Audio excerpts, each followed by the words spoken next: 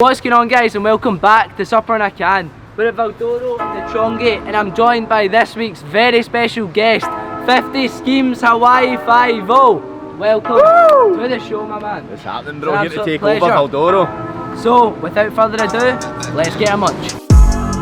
Just ride with it, like, go and get live with it. Hawaii, it is a pleasure to have you on the show. You've not got an order in front of you, so explain that to the people. What's going on here? Basically, I'm a fat guy that's a fuss eater, essentially, man. I fast during the day. I'm a pure monk, mate. I live the monk life, mate. Wait till you get older, you try it.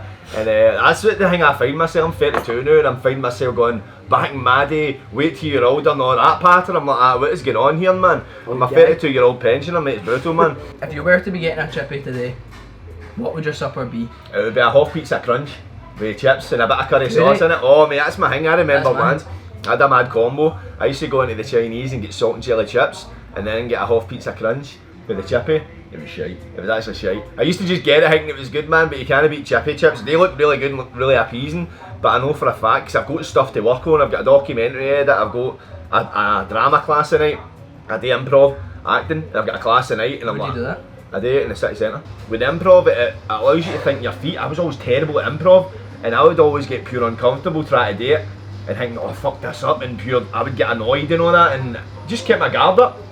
And Stephen, he's just a great teacher, just pure patient. He's like, listen, if you're going to fuck up, this is the place to do it.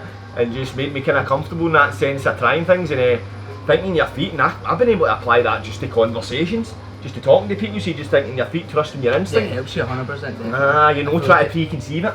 I think it's easier to keep a conversation with somebody as well, because if you're not waiting on them to say the next thing or waiting on a thing, and you can just talk away, or you can pick up on what they're saying. It's a good trait to have, I feel like. Definitely makes you a people person. It's 100%, and allows you to enjoy the spontaneity of life. Because I'm right into it, because I listen to The Power of Now. You ever heard of that? So it's Eckhart Tolle. It's about like kind of living in the present moment, and that way, because a lot is, especially when you're doing like some kind of passion project, you're always thinking ahead for fucking years. Like I was in jail for a good number of years. I was always thinking about every day, thinking about when I was getting out. And then I ended up in hundreds of drug debts at one point, and I was always thinking ahead of when I could clear the drug debts. So I've always been living in the future, and that way you're forgetting, you're not enjoying the present moment. And since I've started doing that, it's like rediscovering life again. I've learned, man, see, when life gets challenging, it's meant to be like that for a reason. I'm starting to believe in like the universe and all that kind of stuff, and as we spoke about ayahuasca. Do you want me to go into that and talk about that? Go for it. Aye. So when I went and done ayahuasca, it's like, if you want to check it out, go and watch my documentary on premeditated part. Basically, you get a call into the ayahuasca. It's like basically the universe conspires for it to happen.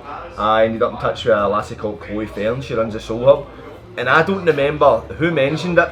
Ayahuasca got mentioned, and before I knew it, there was a retreat booked, there was flights booked. It all pieced itself together. To where? To Barcelona. Like this retreat was just arranged, and fucking it was booked, and before I know it, I was going on a flight to Reyes.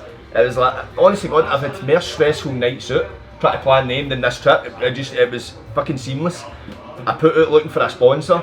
A guy got in touch with us, essentially paid the full experience, the full retreat. It was like, honestly God, I struggle to get a sponsor. No, I mean, I'm lucky to get a pot noodle off some cut on social media, you know what I mean? This guy just reached out. He was from Paisley, but he stays in Australia. I was like, this is pure random. But no, I mean, something like that, right, this is meant to be. Went there, and I'd always planned to do an ayahuasca documentary before James English, so I'm not copying James English, you know what I mean? But mine was better. So I went there and we done the retreat. You have to do this mad diet and all that. It's essentially a vegan diet, and right. I could, honestly God, I need to live on animals. I'm a pure carnivore at the best of times, so the worst one was caffeine. I pure live on coffee. I think if you cut me open, man, I'd probably bleed fucking espresso. I remember doing the first one, and it was just like DMT. I've done DMT before. It was actually kind of similar trip. You're away somewhere.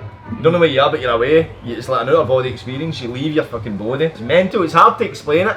It's an experience, and but it's like you're just getting all this information, so it's hard to kind of grasp onto a lot of it. But I kept seeing myself like a 50-year-old.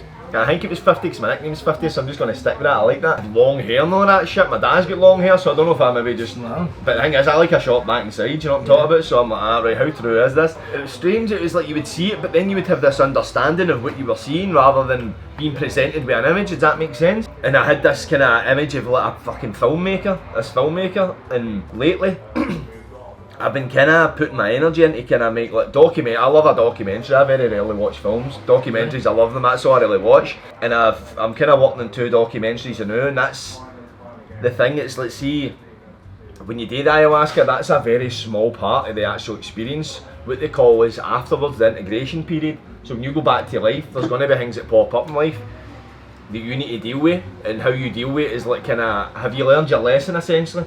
I always compare, I use the analogy, it's like doing like a driving test. You don't do your lessons and then you get handed your license, you do your lessons and then you do a test. So that's essentially what the ayahuasca is kind of like. To this day, I came back end of May, and to this day life's been really challenging. Like the past few months, it's been more challenging than it's been the past few years. You know what I'm talking about, but in a good way. Do you think that's because of you taking that, or do you think that's because you took that's made you more aware that life's challenging? Or? Well, see, to be honest, it's like life has been. Don't get me wrong. Like, see, the biggest mistake you can think is life being easy. Life is never easy, no matter what you do.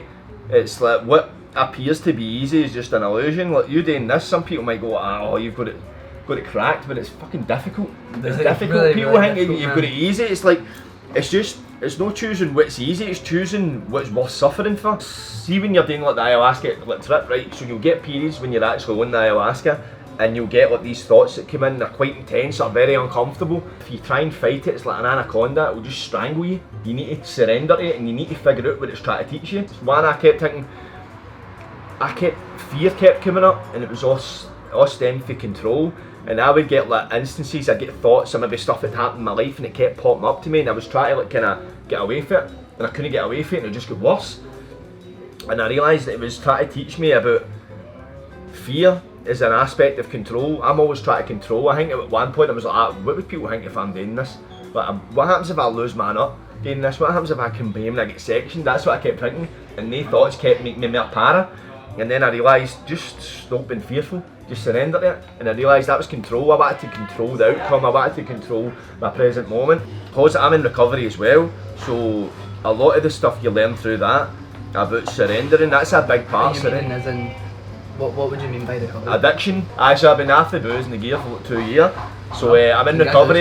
Cheers mate, and I go to like CA meetings, AA meetings. I done like a 12-step programme, I sponsor people. That's the thing, that's what's kind of led me into.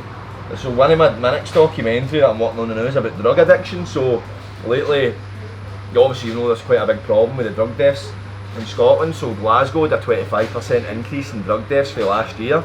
So that was another thing. It's like, you would look at, I think it was over 1,300 people had died, and you look at that, it's just a number. So I was out at a vigil last week in George Square for people that died. Then I went and interviewed a woman whose son had took fake Valium and died. And you're meeting these people first hand, you're dealing with the ripple effect of like drug deaths and that. It's quite harrowing. You realise it's not just a number. Aye, and you're meeting these people and they're still dealing with the death. Like, their son died like 4 years ago, and you're seeing the wee shrine set up. What photos of him and that, man, it's heavy. You know what I'm talking about? And that's what I'm kind of realising. When I do the social media thing, for ages I was doing it about views and all that kind of stuff, and just as a distraction, a hobby, and lately I've been like, right, why am I doing this? I find yourselves here, see when you're doing stuff like this, it's important to find your why, because there's going to get points when it's easy, it's fucking brilliant when it's easy, but for the most part it's going to be hard. And there's going to be points where you're questioning, like, what am I actually doing here? There's going to be times where every door you try and walk through gets slammed in your face, and you're going to feel like the opportunity isn't there, you're going to deal with a lot of rejection, and a lot of the time it all comes at once, and you're going to get really tested. And when that comes, it's to remind yourself of the why am I doing this? Why is that fly buzzing about here? And finding that why, that's the thing that gives you the energy in the moments, because I'm going through that period now, and it's like motivation. See, we talk about motivation. You'd have heard the difference between motivation and discipline. Motivation is like it's extinguishable. Motivation comes and goes. It's great when you're motivated, but it's not always there. Discipline is thing you need to try and sharpen, because it's the discipline that gets you up, even when you don't want to do it, when you can't be arsed, when it's pissing the rain outside, your fucking camera's run out of batteries, the camera's not working, people aren't turning up. That's when discipline, it makes sure you keep getting it done. Did you have a big family? From what I've seen, your dad, 7 siblings? How did you know that? Research. Did you? Aye. So would you say, like, being around family a lot when you're younger, would that have been important to you? So, in a community? So I didn't grow up in Govan. My dad's from Govan. I stay in Govan, but I grew up in Cardonald, but I hung about Penalty. I was kind of separate from my family a wee bit. So my mum and dad split up when I was like 5 or something. I don't really remember it. And my mum just moved up the road to a place called the Moss Heights. That's like a set of high rises in Cardonald. Oh, have you got that in? That's it, going right up, mate. My mum being a single parent, quite stubborn, fell out with my dad, so she was having to provide for the full house, and so money was quite tight, food was quite scarce and that kind of thing at times, but every Christmas I always had what I asked for, know what I mean? I was always looked after in that sense. But my mum was quite overprotective. She wouldn't let us go out and hang about the streets. She was just trying to keep us away from the gangs and that, because they were quite prevalent around about that time. I think that was probably about late 90s, early 2000s, know what I mean? That's when the kind of gang culture in Scotland was probably at its height. Yeah. I was quite, I say a normal Wayne, I was quite odd. I would sit and play the computer. I was dead committed to like schoolwork, you know, wanted to be the best in my class. Always wanted to just be the best there. First finished at work, the best grades, all that stuff. Went into secondary, that just totally changed. Yeah, because you've got a much larger peer group. A lot more people you want to impress, and you're under a lot more scrutiny. I was always tall, big chalk white, so I always stood out. So I became a target. People would try and rip the piss out of us, like bam us up, cut a time, try to batter us and all that. And I was like, what is going on here? And suddenly I was like, right, I think it was more a survival thing. I started just acting out in class, trying to be the class clown so people would find me funny, because I felt if they found me funny they would like me and they wouldn't give me a hard time. So it did work for a period, and then I started thinking about people outside the school. I eventually started going out about 13, 14, started thinking about the streets, kind of about getting involved in gang fights and all that kind of stuff, man, and I just started kind of acting like a bit of a fool, you know what I mean? But at the time it was peer acceptance it all came down to. So at that age you've got that kind of peer group, and you feel almost protected to a point. Because it's all just damaged people. It's all people who come from broken homes, single parents, some parents are dead, stay with their granny and granda. I remember noticing that at a young age, but people that we would hang about with, there was never a complete family unit in the home. I noticed that, but I didn't know why, and now as I'm older, I'm aware of it. It's a thing you attract, is you've got damaged people. When you were younger, when you went to jail, were you 17? 17, aye. The first time you went into jail?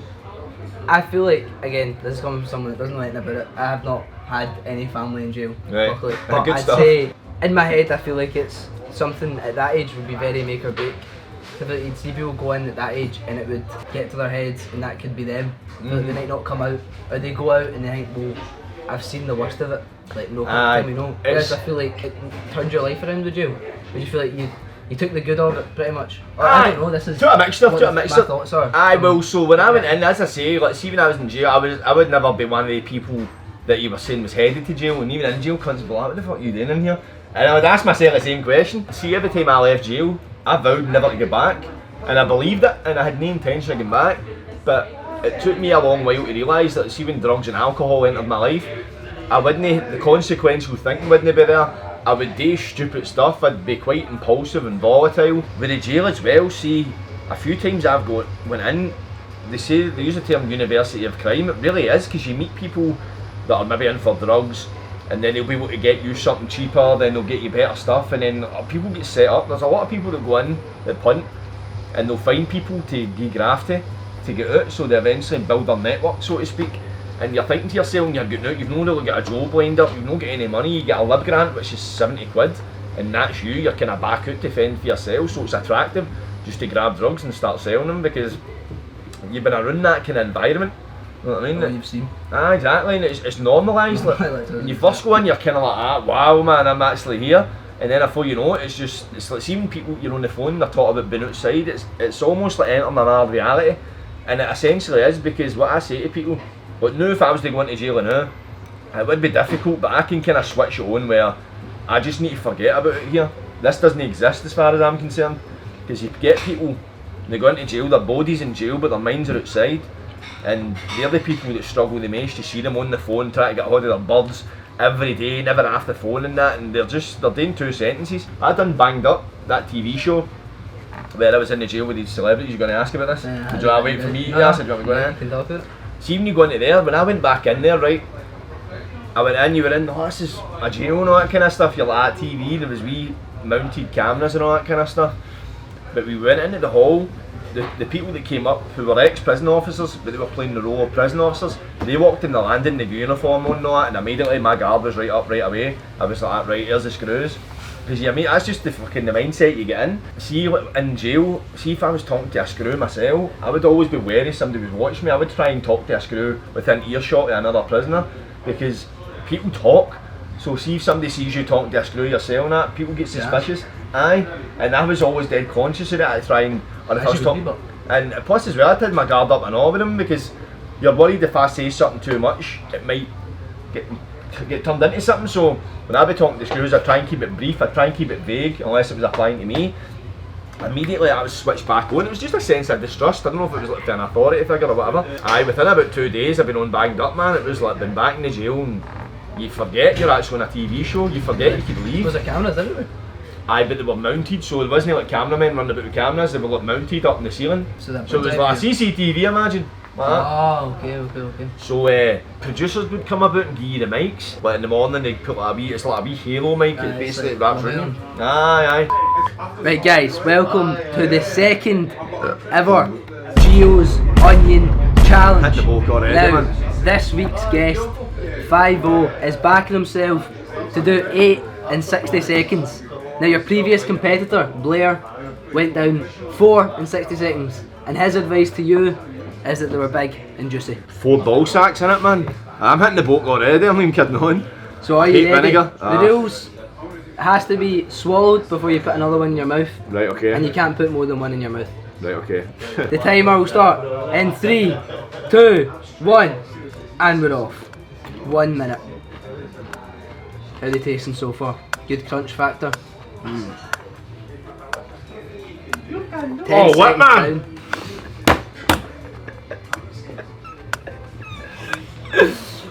Come on. Stop my teeth! How we go? 35 seconds to go. 2 down. I don't know if you're beating Blair, you know. You've got 30 seconds left to get 2 more down you. I don't care if I don't beat him, man. Fucking hell, man.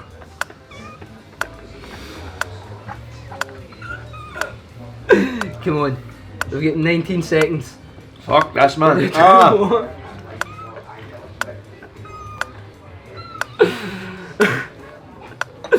Ten. Are you getting down 3? Almost. 4, 3, 2, 1. And the time is up. Oh, mate. That was fucking brutal. Oh, what? So, Hawaii. I could in ball sack juice, man. We'll put the leaderboard up here. I think you're now dead last. Aye. Or second. Thankfully, man. At 2. You've been a great sport. What advice do you have to your next opponent? Fucking don't do it. Fucking hell, man. What's your top 3 favourite Scottish MCs? MCs, what MC like Lindsay and that? Yeah. I don't really listen to that music, mate. Nah? No, did they need to be Scottish? I used to listen to it, but I never listened to it. I didn't know there was Scottish. Okay, well, let's say top 3 artists then. Favourite Top 3 artists in general. Scottish?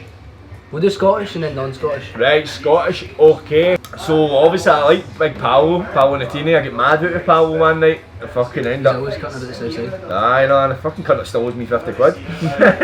No, but fucking mad Paolo. Obviously I love his music. I like a bit of Jerry Cinnamon too. And I'm one of the people. I like Jerry Cinnamon before people like Jerry Cinnamon. Not talking about it. I went to see because I found him. I discovered him. I discovered him.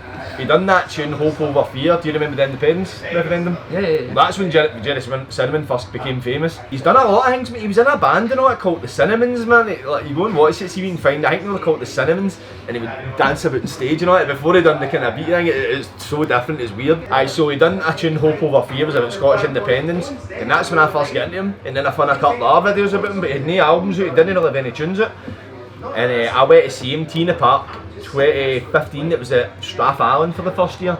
He was playing in the King Tut's tent. So see you get the King Tut stage. Yeah. So it was like King Tut's tent, that was like basically the same thing, but it was just like a small tent, probably one of the smallest tents there. And I was trying to get people, I was like, come and see this guy, this Jerry Cinnamon, his class showing them videos, like, aye, he looks good. And then it was on at the same time as The View, and people were like, no, we've got to see The View. I'm like, you're missing out. So I went down my cell, the tent was rammed, and I was jumping about. What a gig it was class. See the video for Sometimes. They filmed it in that? I filmed it, I'm on the video. So Jerry, he'd probably be number 2. And number 3, I'm trying to fucking think. Who is there? I know there is. Danny Kelly. I like Danny Kelly. Have you heard his story? Nah. I done a podcast with him. He's like fucking. He's another one of the people we see. You talk about when you look at their life, been in care, fucking been in jail, developing schizophrenia and all that, man. He's had it fucking hard. Not thought of it, man. And Aye, but he's a really nice guy. Like seeing you his stuff in pure series, but you mean he's a pure sound cunt. Well, shout out Danny Kelly. But I say Danny Kelly, you know what I mean? Because I can't think half a tat in my head. See, when I'm on the spot with things like that, I pure can't think. My mind's, I have a pure brain fart. So out of Scotland then, who's your top 3 favourite artists? Out of Scotland? Outside of Scotland. Oh, outside Scotland. I did this before in the last episode. I said out of the Premiership, but I was meaning outside of the Premiership. But I realised when you word it like that, you're talking about. Aye, out of outside Scotland. of Scotland. Aye, right, okay. Who would be your top 3 favourite artists? Top 3 favourite artists? Okay. I know obviously there's a lot of this generic stuff and it's like, I like a bit of Central C. I like it. I'd say Dave, number 1, Dave. Santan Dave. Oh mate. I first heard Dave's first album, see sometimes I'll hear a lot of music like that, it's good and that, aye. But a lot of it sounds the same. But then once in a while you'll find an artist and you're just like, wow, it's like a breath of fresh air. I heard Dave. It was Dave and Fredo. I like Dave. Pot of Paper, he's probably another one. We're about to end, but there's one last thing I want to touch up on, and it's your boxing career. Right. You were fighting Big Jasper. Okay. Tell us about the whole experience. How was that for you? The press conference? Great. Wee Matty getting a wee kiss. Like, what did you think of it all? It was great, mate. I loved it. Some would say you were the king of the event. Oh, of course. That's what I heard. If some don't say, man, they're full of shite. No, mate, I loved it, mate. It's like, see, as much as I was slating Kaz online before I was a part of it, I was secretly wanted to be a part of it. I wanted to just be a part of it so I wasn't caring about the fight. I wanted to do the press conference and slaughter somebody, but I was struggling to get a fighter. Any Scottish TikToker than now, who would you want to take? Who would I want to take? I'd want to see somebody that could slaughter me back in a press conference. Sean Paul. I'm a bit too big for him. I actually like Sean Paul, I think he's quite sound, I think he's quite funny. There probably will be somebody that pops up, but it's not so much getting the fight, it's getting somebody to put it on. I've been approached and asked to put my own kind of one on with a promotion, but I'm kind of like that. If I was going to do it, I'd want to do it the full hog. What's next for Hawaii Fivo? Have you got anything coming out in the next few months that you can maybe tell them? Aye, mate. Teasers? Well, the big man that just walked in, I'm going to do a documentary on his return fight, Big Jay McFarlane, he's there. Yeah! Shout out Jay. He's only good with combinations. And I've got another documentary I'm working on about drug addiction. That's something I'm trying to actually, I'm going to put that in the film festivals. And it's part of it. Probably next year, because I think most of the film festivals start next year, but I'm trying to, we're building a course off the back of it, so we want to kind of take it into like schools, maybe jails eventually, and make it as part of a workshop and that kind of thing. So aye, that's the next period. Obviously I've got my production company, Sunboy Productions, so I want to try and grow that. So it's pretty much all based on that kind of thing, man, and I become more active in social media and just leveling up the content essentially. Right. That's what the plan is. Well, John, it's been an absolute pleasure to have you in the chippy. Aye. Now remember, let them know. What's the ending? Like, subscribe, and don't get wide. See you next week. Yeah, cheese. Just ride with it, like, go and get live with it. But niggas don't like me cause I'm nice with it. And the girl gets hyped to it, and they're deep in when I'm